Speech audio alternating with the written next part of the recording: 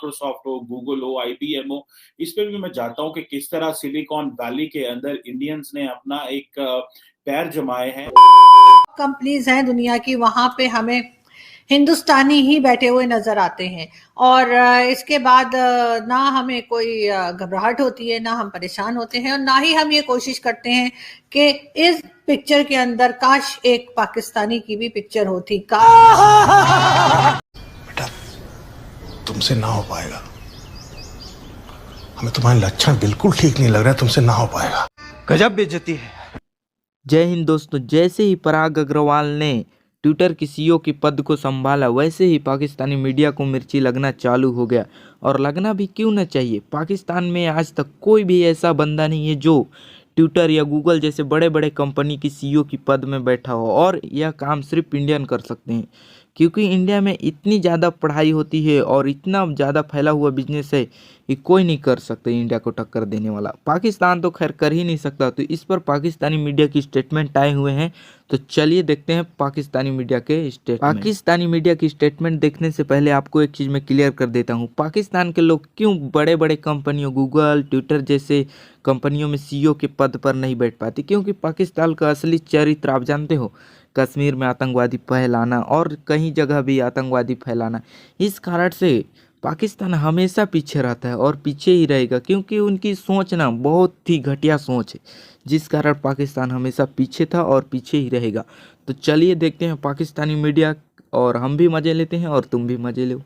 शाबाश बेटा, बहुत बढ़िया मुन्ना। पूरे साउथ एशिया के लिए, पूरी दुनिया के लिए, और वो ये है कि पराग अग्रवाल ट्विटर के नए सीईओ जो हैं वो अपॉइंट हो गए हैं। और जो कि अगर अगर देखा जाए कि जो ट्विटर के को-फाउंडर जैक डोर्से थे, उन्होंने बेसिकली ये कंपनी अब छोड़ी है, और उन्होंने जैक अग्रवाल जो है वो उनकी पोजीशन ले गए हैं। और ये बहुत बड़ी खबर समझी जा रही है कि एक यंग लड़का, जस्ट 37 इयर्स का लड़का इस वक्त ट्विटर, और वो इंडिया से हैं अबव ऑल।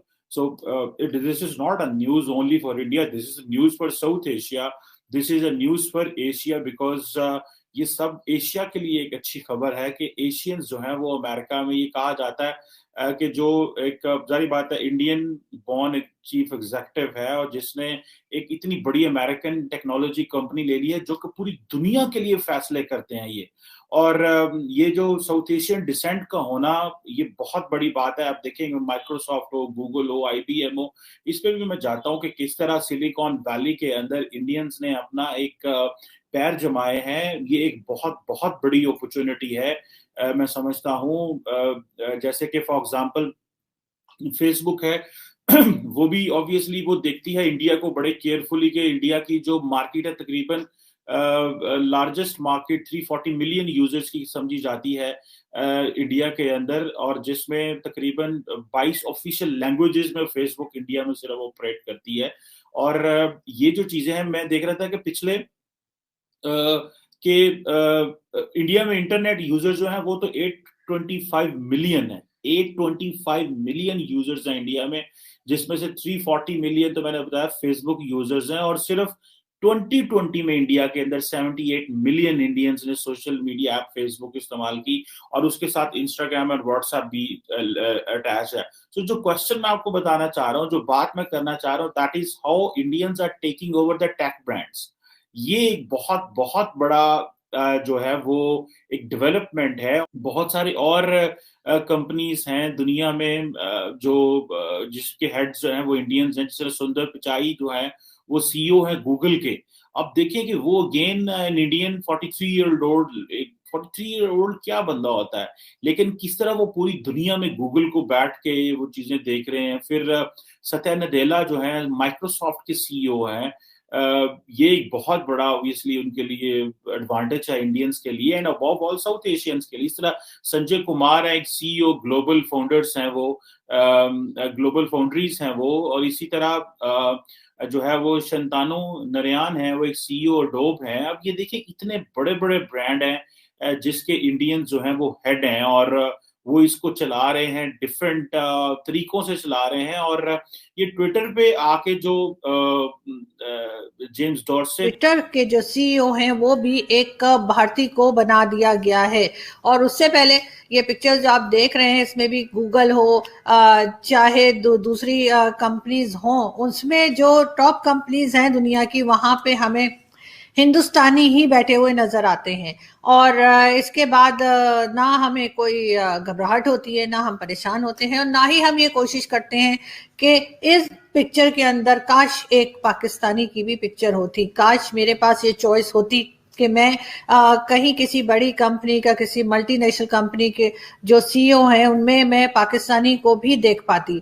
लेकिन ऐसा नहीं है, क्योंकि जाहिर है हमने जो नमूने इजाद किए हैं या हमने जो नमूने क्रिएट किए हैं वो ये हैं, हाफिज सईद हो गया, सलाउद्दीन हो गया, और इसी तरह के कई नाम आप सब जानते हैं, साद रिजवी है, चाहे जैद हामिद की हम बात करें जो बार बार इंडिया पे हमले की बात करते हैं, जो बार बार जंगों की बातें करते हैं, और बाकी ये टेररिस्ट, इनको कौन नहीं जानता, आप सभी जानते हैं।